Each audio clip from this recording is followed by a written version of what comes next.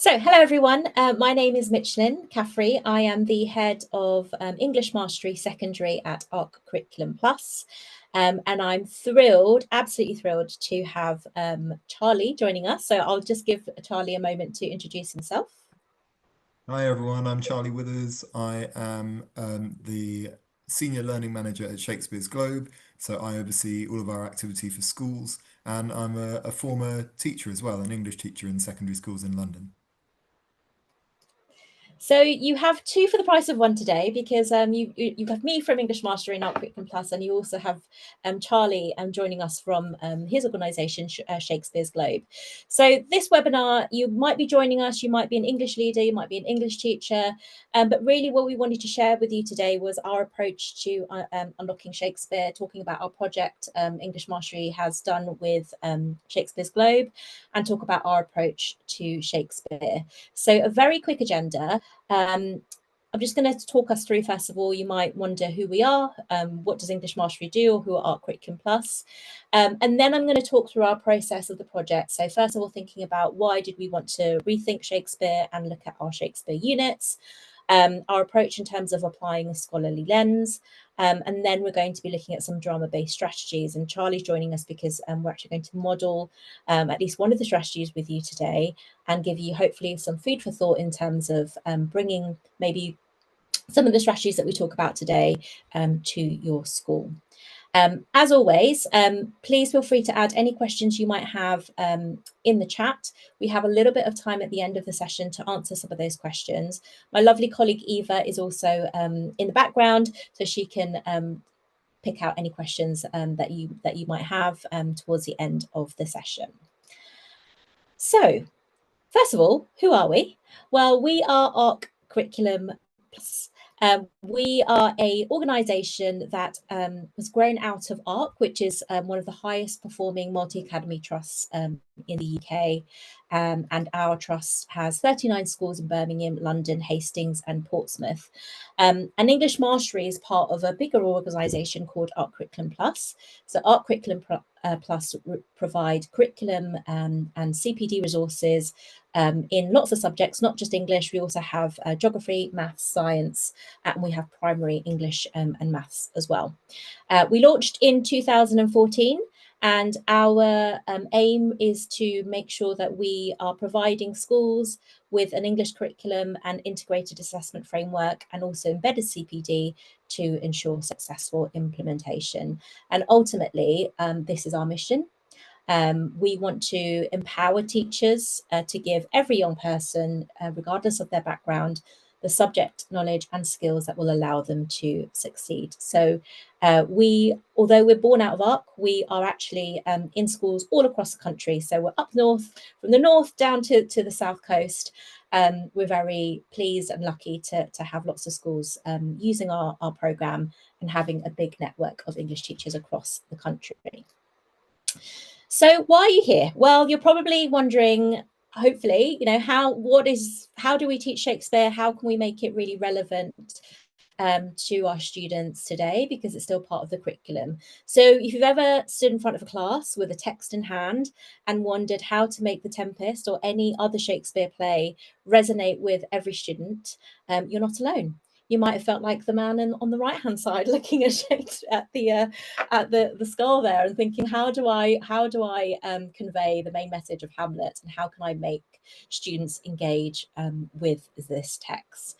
We know that for some students, Shakespeare might not be their favourite writer, but we know that it's something that we have to teach in the curriculum. So if we think about Shakespeare, I think sometimes it can seem a little bit alien. I always try to think of Shakespeare sometimes like a mountain, because it's quite, I think, when we approach teaching Shakespeare, it can seem quite imposing. But we also know that once we get to grips with it, it can be quite beautiful in terms of accessing those really key themes and concepts that Shakespeare writes about. But we also know that sometimes it can feel, although it's an imposing and beautiful mountain, we know that it can feel quite distant from distant from the world that students inhabit. So if, like me, for example, growing up in a council estate in West London, trying to connect, living in a council estate in West London to the world of Shakespeare may seem quite challenging, especially for some of our students. And sometimes the challenge isn't just about coding language or summarizing plot. It's also about making space for every student to see themselves in the text. And also making sure that every teacher is confident in guiding them there. So sometimes it can seem quite difficult to marry those two worlds together. Sorry, just move slide there. So why did we decide to rethink our approach to Shakespeare? So we firmly believe that English mastery, that a curriculum shouldn't be stagnant, that it should always be worked on, updated, and it should be tweaked in terms of making sure that it's right for the context of students it's being taught to in that particular time period. So we're constantly, although we've existed, our curriculum has existed since 2014, we're constantly making sure that our resources are updated. And we also make sure that we talk to our teachers, our schools that use our curriculum, and we want to find out, what are the common hurdles that teachers and students are finding. So for many of us English teachers, teaching Shakespeare is a rite of passage, but it comes with its own challenges and rewards. We know the value of Shakespeare's writing. We know that his writing is a treasure trove of language, ideas, and cultural capital. But year after year, often we're finding the same common hurdles. And here are some of the common hurdles. So first of all, students may be unable to see the relevance of an old play. So I mentioned earlier that perhaps they might feel that the themes are disconnected from their lived experience. A really obvious one is that perhaps it's just seen as too old-fashioned. If we think of some of the comedy elements of Shakespeare's plays, for example, sometimes they don't always translate into modern comedy. And they also might find the language quite hard to access, and therefore it becomes, the world of Shakespeare becomes further and further away from I guess, as the years go on. And if we think about current technology and AI, etc., it might seem even further away from Shakespeare's world. So what I'd like you to do is, in the chat, I'd just like you to add your ideas in terms of why you think students struggle to connect with Shakespeare. And I'll just give you a couple of minutes there. And then Eva, if you don't mind sharing some of the comments, that'd be really great. I'll give everyone a minute just to add their own ideas. So far, we've got the quotation that it's too long. Yep. Yeah, it can be difficult, can't it? Sometimes I think for teachers as well, it's difficult for us to teach a whole play. I think sometimes it can be challenging and it can be tempting just to perhaps look at extracts. And then actually sometimes when you're just looking at extracts, it's difficult for students to have a holistic understanding of the play because you're only looking at extracts. So yeah, I definitely agree that the time factor can be difficult, especially if a play is quite long. We also have two people here saying that the language barrier is also an issue in their perceiving that it's another language rather than it seeming like anything familiar. Similarly with the structure of the language. Someone's also mentioned that the number and variety of the characters and the use of thee, thou. Yeah, absolutely. Yeah, I think I think that's probably the most difficult barrier is the language, isn't it? Because you feel like you're kind of having to do twice the work because you're having to constantly translate the Shakespearean language to modern English for them to actually even fully understand. So yeah, I agree. It's definitely the language that's really tricky. Thank you so much. That's really great to hear your thoughts. So in terms of our English mastery curriculum, we actually cover 2 Shakespeare texts across Key Stage 3. So you can see here from our curriculum overview that we teach A Midsummer Night's Dream in Year 7, and then we cover The Tempest in Year 8. Year 9, we do a modern text, Small Island, but we do have schools who have decided to stick with Romeo and Juliet. So some of our schools do actually 3 Shakespeare texts across Key Stage 3, but we kind of say, at least do 2.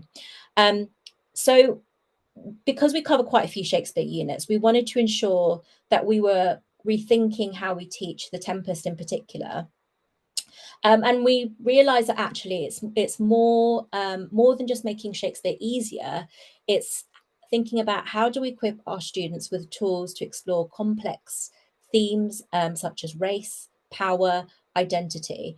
Because when we look at the Shakespeare text that they have to cover at Key Stage 4, we realize actually there's only few themes that were really prevalent in some of those key texts. So therefore we had to think about, okay, how do we make some of those key themes really obvious when we're looking at the Tempest? How do we make sure that when we're reading the text, those are the, we've really identified the core and critical knowledge, and we're really looking at the most high leverage themes that we know that they're going to then encounter at Key Stage 4. How can we make sure that we're giving them the foundation to really understand those plays that they will have to access for GCSE?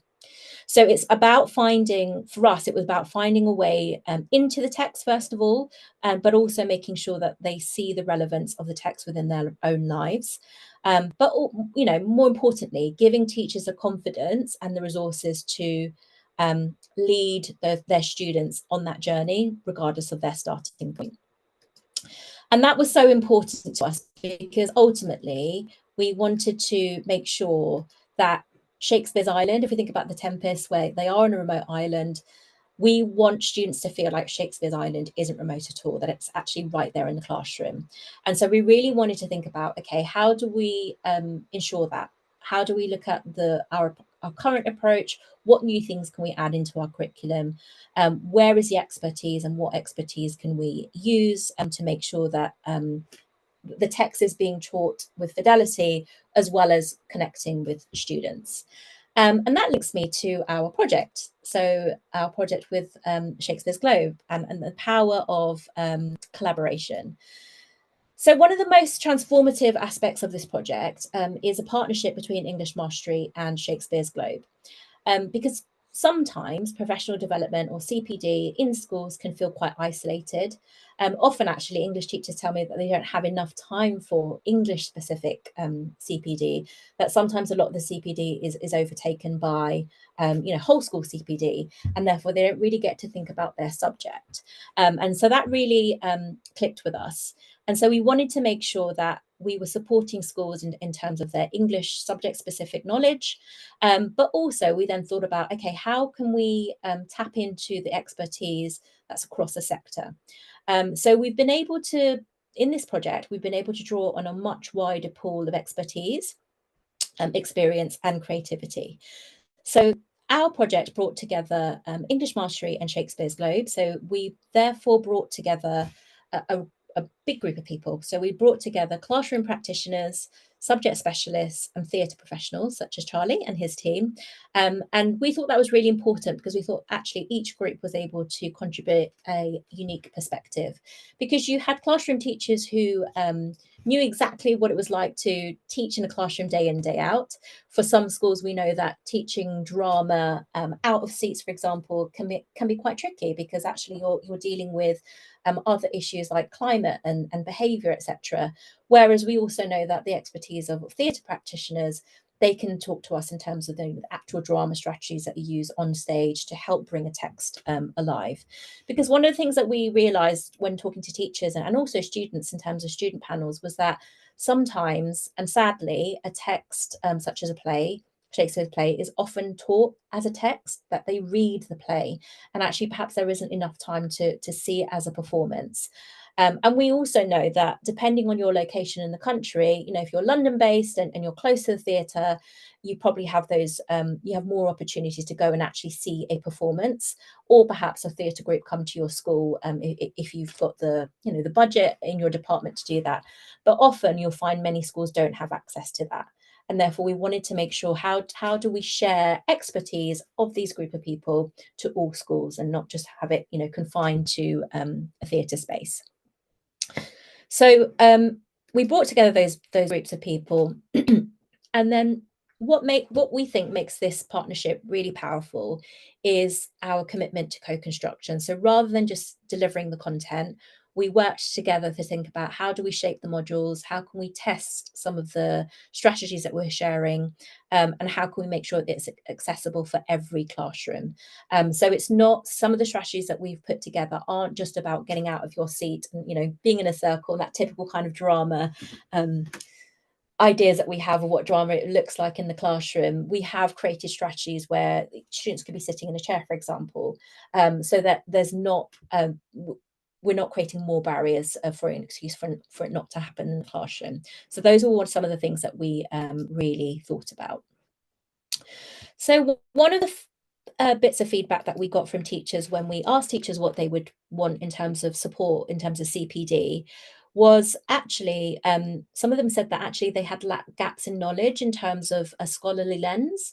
So in teaching the Tempest, for example, lots of teachers suggested that they actually wanted more support in terms of having a really concrete and strong understanding of colonialism and how to perhaps teach you know, the Tempest and characters such as Caliban, for example, through an anti-racist and also post-colonial lens. So one of the most powerful shifts in our approach was actually using the expertise that we have in Shakespeare's Globe. And so you'll see here on screen, we worked with Dr. Han Bui, and she was able to talk to us and understand, you know, where do teachers struggle? What is it that they're not comfortable in approaching when teaching the Tempest? What do they perhaps not have enough concrete knowledge of when talking about colonialism and perhaps sometimes a problematic presentation of Caliban within the text? And so we, through Han's talk, she asks students and teachers to also think about labels that are used in a Tempest, like a monster, for example, and savage, and to consider how some of these terms reflect the anxieties and prejudices of those in power. So she's thinking about making a classroom a space where every student can see themselves. So it's not, you know, I wouldn't say it's just highbrow stuff. We've really thought about how do we put this into discussion questions that teachers can think about, but then also perhaps convey to their students. So one of the things that we put together, you'll see on the screen here, is our co-planning document. So in our curriculum, we suggest that teachers have meet at least once a fortnight, where they really focus on a particular lesson, or perhaps a theme that they're going to be teaching in the lessons that week. And one of the things that we put together was a list of questions that we would want them to think about before teaching the Tempest. So thinking about, for example, you know, what are the power dynamics like between the colonizer and the colonized in the play, etc.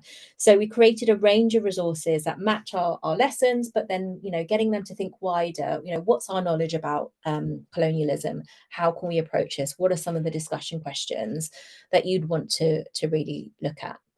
And the other reason why we approached Han with Charlie's help, of course, was that we know that too often students from underrepresented backgrounds don't see perhaps scholars of colour or diverse heritage reflected in their curriculum. And so we really wanted to make sure that that was reflected in our resources. And as a result, hopefully we can encourage students to think about English not just as a subject to pass just for the sake of GCSE, but also as a future subject to study at A level, for example. So we know that studying English at A level has dropped, and therefore we want to do as much as possible to kind of make sure that students see English as an important subject and, you know, enjoyable as studying literature, students of literature, rather than just it being a GCSE qualification. So we I've included Dr. Han's scholarly lens and approach. So we have several videos where Dr. Han is kind of talking through. We also have our resources here in the co-planning to support teachers. And then within our lessons as well, there's space for us to play some of these clips to students so that they can see Han's kind of perspective on things. Might also be worth mentioning, Michelin, having taught it as well myself, the curriculum before we did this partnership already had it already has some really, I think, really well pitched information for students on colonialism. So they're not coming into this, completely cold, and they have I think some really well designed information on that, and which I think was already supporting teachers to address that, and this is essentially taking it a step further. So it's quite an exciting thing to be a part of. Yeah, thanks, Charlie. Yeah, that's a really good reminder. So in 2022, I think 21, 22, we had a DEI working party, and we really looked at some of the images that we were using, for example, in representation of Caliban, our kind of information that we give in terms of historical context about colonialism. That was some work that we did a couple of years ago. So yes, you're right, Charlie. I think it's definitely an addition to that. So we just wanted to make our suite of resources and our curriculum approach even stronger. And we think that having a scholarly approach gives teachers kind of that really strong foundation in feeling confident in approaching that subject, because we felt that, or some teachers felt that they didn't kind of have the place to talk about a tricky topic, especially in the world that we live today, right? In society we today, we know that power and race is a difficult thing to approach, especially if perhaps the setting in your school isn't as diverse perhaps as a school in London, for example. So we really wanted to support teachers in that respect. So the other approach was thinking about drama-based strategy. So you can see myself and Charlie there in the picture, mimicking some kind of, or being kind of test subjects of some drama strategies. So what I'm going to do is actually going to pass on to Charlie to kind of explain how his team were involved in putting this suite together. And then I'll explain, and then we're going to sort of model one strategy, and then I'll talk about how you might want to take this forward, or this kind of approach into your school. Thanks, Michelin. Yeah, so at the Globe, our approach to all things Shakespeare, although the majority of schools that engage with us at secondary school level, anyway, because we have a lot of primary who engage with us as well, but of the sort of 50,000 students or so who come through the door just for our kind of our main workshop offerings each year, and about half of whom are secondary, the main ask is to look at Shakespeare for GCSE, or at least building skills in Key Stage 3 to get ready for GCSE. And that's GCSE English, of course, where you're writing about it in an essay. But at the Globe, being a working theatre, what's central to our approach is that you can understand Shakespeare's work and explore Shakespeare's work in so much more depth by looking at it through a performance lens, rather than simply sitting behind the desk reading it on the page. Obviously, there's a lot you can get from that, but it's infinitely more when you start to think about it through that performance lens. So that's really the pedagogy that we apply to everything we do at the Globe, even if it is a kind of lecture context, although most of the work that we do involves some kind of active workshop component. And when I say a performance lens, I think it's important to echo what Michelin was saying from earlier, which is that that doesn't always mean that we're asking you to get students out of their seats and into a drama studio or a hall, or to push the desks to the side. That's brilliant when you can do it, but we do understand you can't always. So all of the work that we do on Shakespeare's text um, uses that performance lens, but it might be an exercise that actors might, for example, use in the rehearsal room to explore their character in more depth. And that might not necessarily mean getting students out of their desk. So a few examples are on this slide here.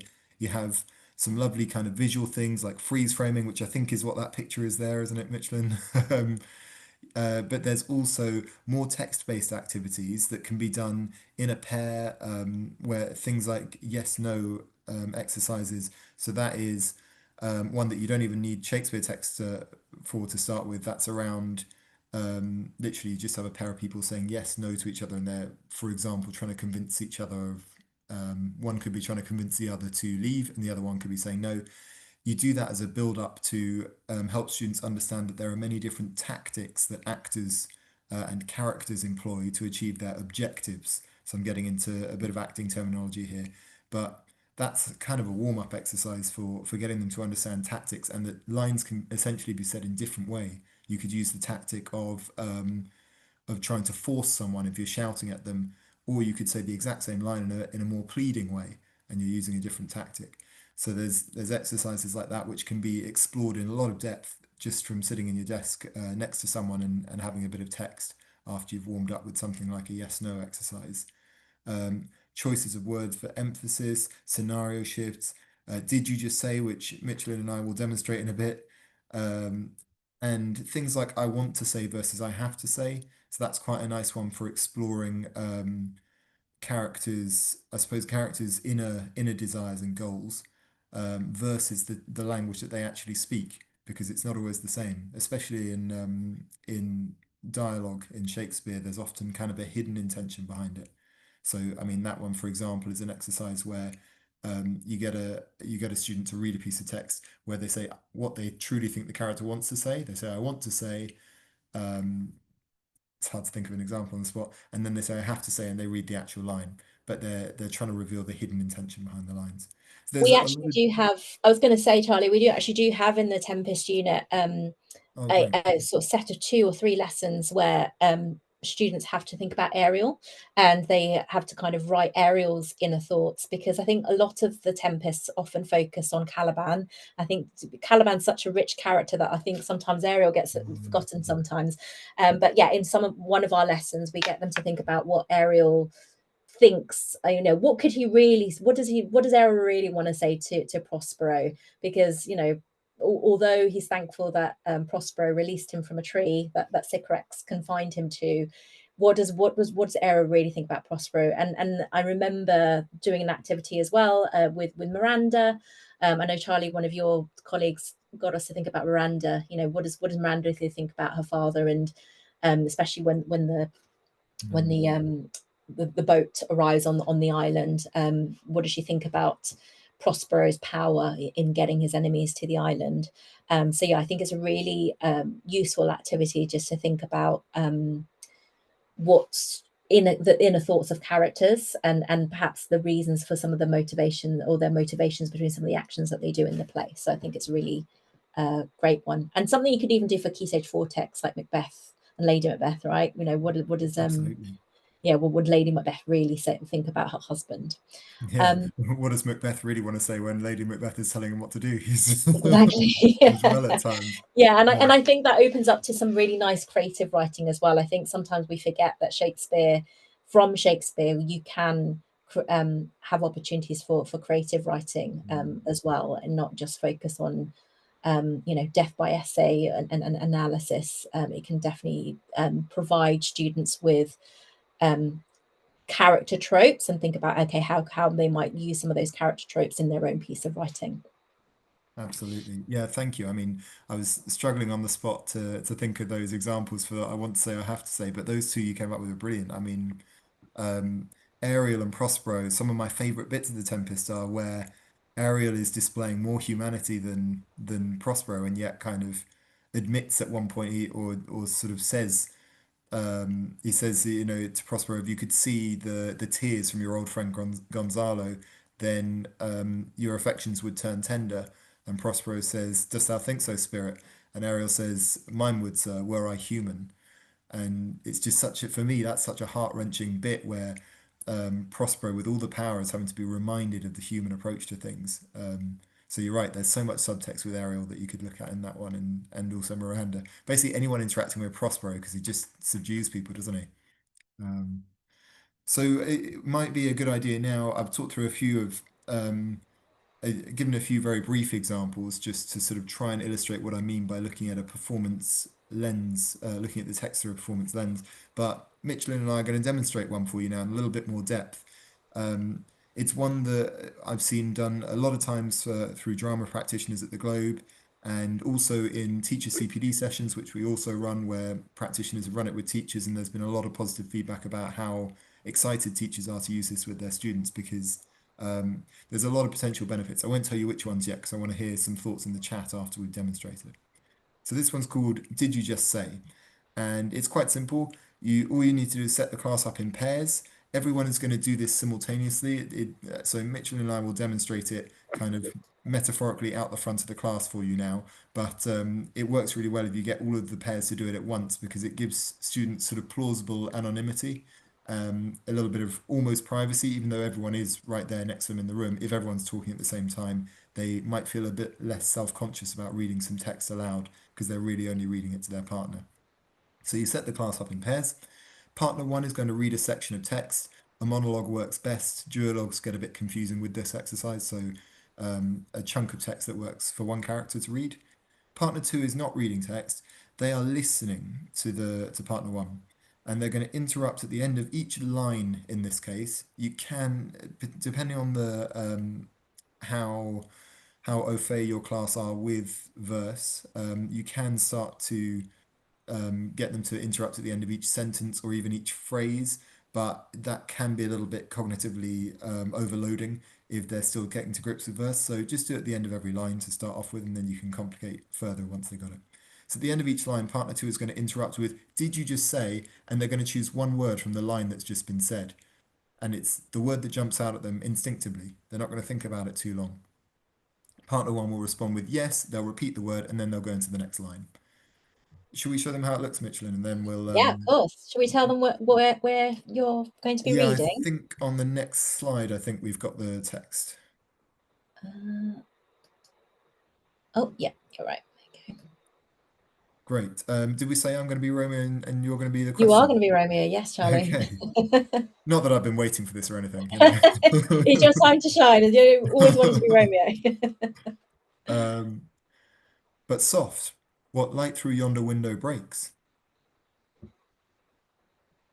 Sorry, did you say light? Yes, light. It is the east, and Juliet is the sun. Sorry, did you just say sun? Yes, sun. It is my lady. Oh, it is my love. Did you just say love? Yes, love. Oh, that she knew she were. Sorry, did you say new? Yes, knew. Two of the fairest stars in all the heaven. Did you just say fairest? Yes, fairest. Having some business to entreat her eyes. Did you just say entreat? Yes, entreat.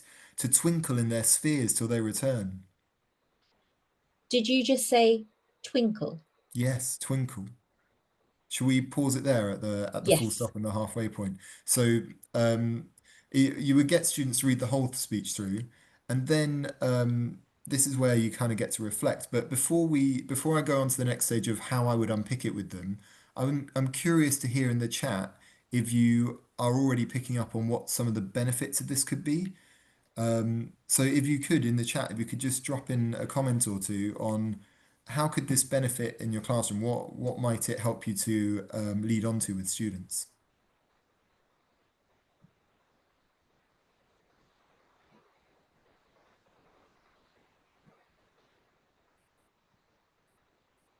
So we've got a comment saying that it helps to find the semantic fields or the themes and ideas.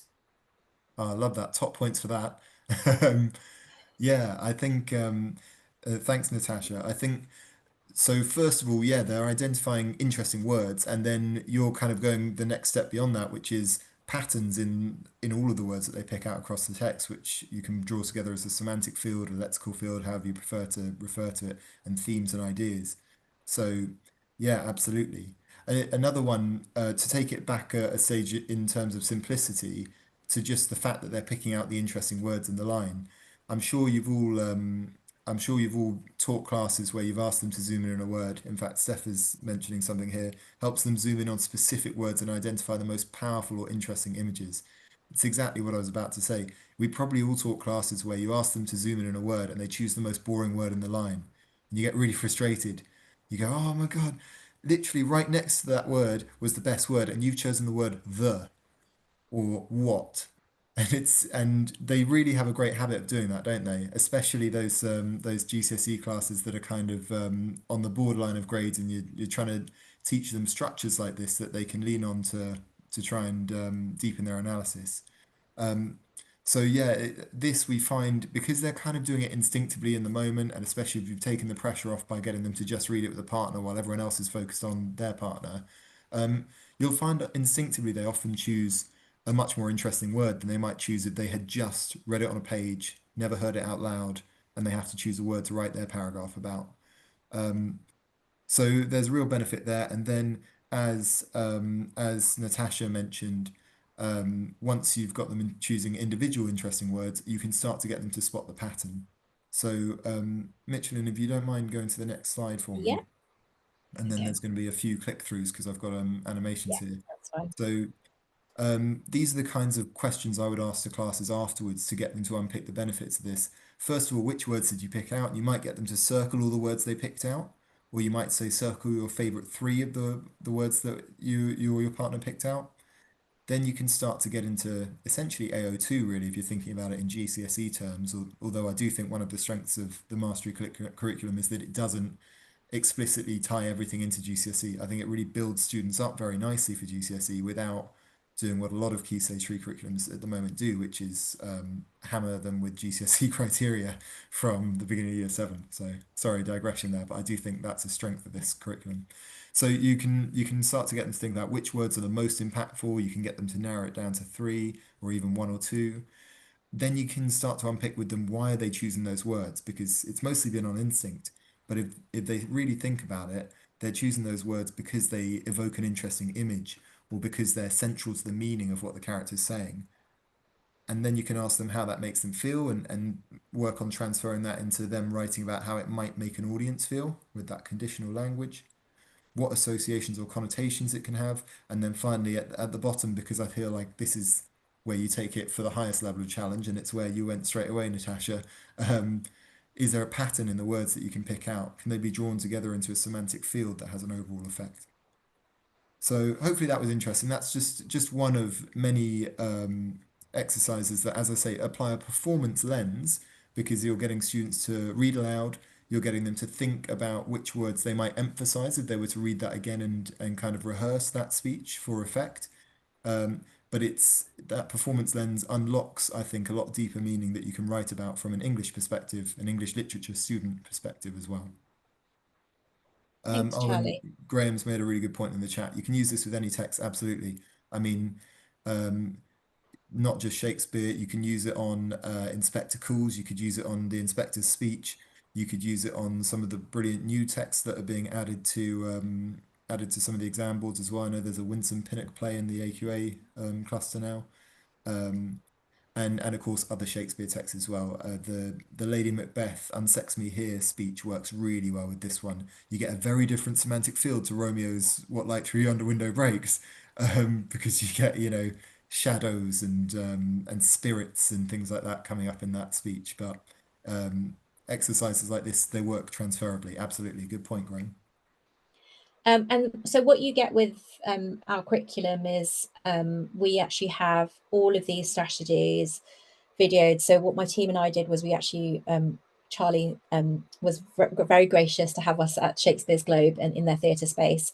And so we spent a whole day filming some of these strategies. But you'll also find that there's times where we pause and we think about, okay, how might this work in the classroom? What if you got how do we do this activity where they, you don't have the space and they have to sit in chairs? So like again, like I mentioned earlier, we're trying to really think about supporting all classrooms, and you can use these strategies not just for Shakespeare, for to think about ways into other texts as well. But we've packaged all that up nicely for you into some nice neat modules that you can then departments can watch as a team during code planning time, but individual teachers can just watch them on their own as well, just if they want some ideas of how, other ways into a text. And although it's part of our Key Stage 3 package, you could definitely use some of these strategies for Key Stage 4. And I know some teachers within the ART network are already wanting to use some of these strategies for Key Stage 4, just to have a really detailed understanding of character, and breaking down language as well. Because, one of the key things we talked about earlier in the chat was the biggest barrier is language. And sometimes doing some of these fun activities where there's not so much pressure on, analyzing a quote and breaking down a quotation, it's just a way into the text. I think sometimes is a really nice way just to understand what's happening in the play rather than looking at it from a writing an essay perspective. So one of the things that we really suggest then is that, sorry, I'm just going to skip ahead. And then Charlie, I'll get you to talk about some of the other stuff that you offer at the Globe, is if you're a middle leader, just some top tips of how you might use our curriculum and some of the strategies. So first of all, we would suggest that the videos that we do have, you would use for departmental CPD or planning time. So it might be that you watch a strategy together and then you try it yourselves before planning how it might work with your classes. Or it could be that there's one there's always one teacher in a department who's willing to do like, be the first to try everything. So it might be that just one teacher decides that they're going to take a strategy and they're going to model that with one of their classes and then feed that back before, the rest of the department do that. So that's another way into it and to using those strategies. You might also just want to consider how do you teach drama for learning across your faculty? So how do you currently teach a drama text? Is it just about reading and highlighting and having it under the visualizer? What are the other strategies to really think about drama as a performance text rather than just drama as a reading text? So think about, what do you already offer in your department? You might want to use some of the modules to mentor some of your early career teachers. So, I feel like sometimes that's a time to show them to be brave when they're just starting early in their career, thinking about how physical and imaginative approaches can perhaps unlock text meaning and oracy. We know that oracy is going to be a huge focus for some of the curriculum and assessment review stuff that's coming up soon. So I think it's good to already start thinking ahead of how does oracy play into exploring a drama text. And then you might want to link your activities to curriculum priorities. So for example, how does subtext work support inference? How could you use freeze frame perhaps to build visual analysis? And did you just say that we modeled? How could you use that to support students in terms of how to focus on language? So definitely things that you can do as a middle leader to think about your approach to teaching drama text. So I'm going to pause there for a second. I'm going to go back to Charlie because obviously we have a full curriculum. We've got a full unit on the Tempest and a Midsummer Night's Dream, but Charlie's team also offers great stuff in terms of supporting teachers if you don't just use the mastery curriculum. Thanks. Yeah. So we at the Globe, as I say, everything's underpinned by that performance lens, and we apply that in a variety of ways. So we have a real range of offering for students. So we have our lively action workshops, which are the kind of our main offering for students who come to us on a school trip, where they have a half an hour tour of the globe and a 1 hour workshop. But we do also offer workshops in school as well. And we can reach throughout the UK. There's and we try and keep our prices as competitive as possible for schools outside London. We have to often incorporate travel costs, but again, we still try and keep that as low as we possibly can and as accessible to all as possible. There are also bodies that we've listed on our website near the prices that will you can apply to for funding for workshops with us. So, and lots of schools have been successful in that. So if you're interested but you think price might be a barrier, do have a look at that. So we offer workshops at the Globe and workshops in school for students. And then we can go in a little bit more deep detail than our standard workshop as well, and we do GCSE and A-level study days. The objective of all of these things, by the way, is kind of dictated by you. So you can tell us any Shakespeare play you'd like to focus on and any objective you would like to focus on, and the practitioner will have the knowledge to be able to adapt to that. So if you're wanting to look at a specific character, a specific theme, all of that is on the table. And then the other side of things is CPD. So we do publicly bookable CPDs that you can find on our website. So they're scheduled on certain dates and you can buy individual tickets. And we quite often get departments who buy 4 or 5 tickets and come along together to the in-person ones or join the online ones as well, because they do run online together. But we can also offer those on request for inset days. So we quite often go out to inset days where we can do a keynote talk if that's useful to you, and we can do more in-depth 2 to 3 hour sessions that are run by practitioners as well. So there's a real range of things there. The final thing I'll mention on the CPD front is that we have a flagship course called TSTP, which stands for Teaching Shakespeare Through Performance. So this won't be for everyone, but in the summer, in July, the dates are on our last slide. So if this is interesting to you, you'll see information about how to get in touch with us about it at the end of these slides. But the Teaching Shakespeare Through Performance course is a 2-week course in the summer. It should, for most schools, overlap with the last week of term and the first week of the holidays, so that you're not losing a teacher for 2 weeks during term time, but equally they're not having to give up 2 whole weeks of their 6 weeks holiday. And that is a residential course at the Globe where you essentially have a masterclass for 2 weeks in how to teach through Globe practice, through that performance lens. It includes tickets to some of the shows on during the summer. It includes lectures from our research department, including Han, who features in the ARC video that Michelin was showing still from earlier. And it includes so much more than that. It's led by one of our actor director Globe Education practitioners, and I mean, feedback from this year called it life-changing. So I need to get that printed up in some kind of brochure, but it is a genuinely incredible course. I would have absolutely loved to go on it if I'd known of its existence before I stepped out of the classroom. And I now take advantage by going along to a lot of it since I work at the Globe.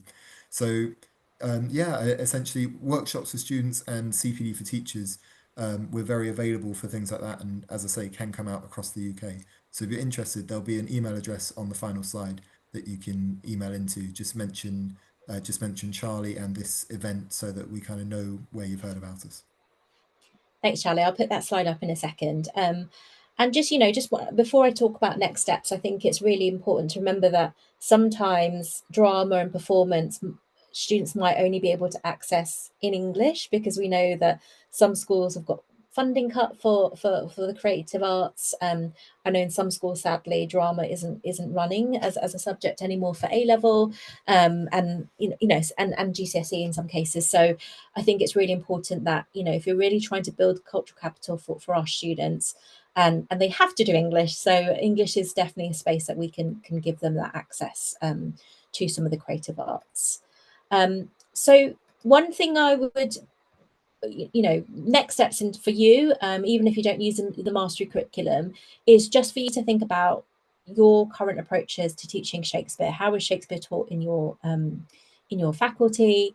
Do your teachers have a really deep understanding of the plays, and do they have really good subject knowledge?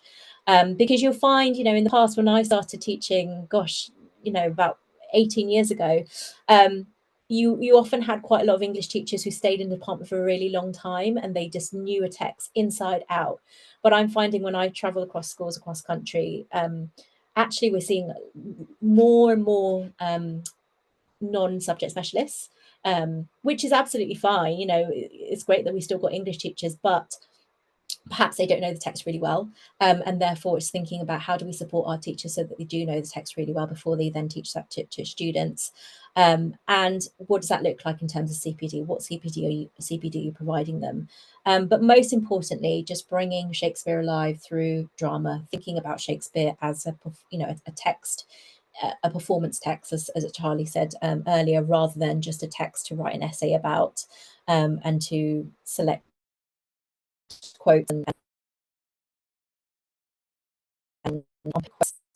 on a visualizer on the board. Actually, what's really important is that they understand some of the timeless key themes and concepts that are in Shakespeare's plays, because we know that some of Shakespeare's plays have created some of the archetypes for key characters that we see even in today's Netflix series and everything else that's coming out. It's really important that we kind of show them the heritage of those literary characters. So we have some contact details here. So if you are interested in potentially English mastery supporting in your school, you've got an email address there as well. I think, Eva, I'm not sure if you can put the link to chat to a member of the team in the chat, but you've also got the email address that Charlie spoke about as well, so you can email Charlie's team directly.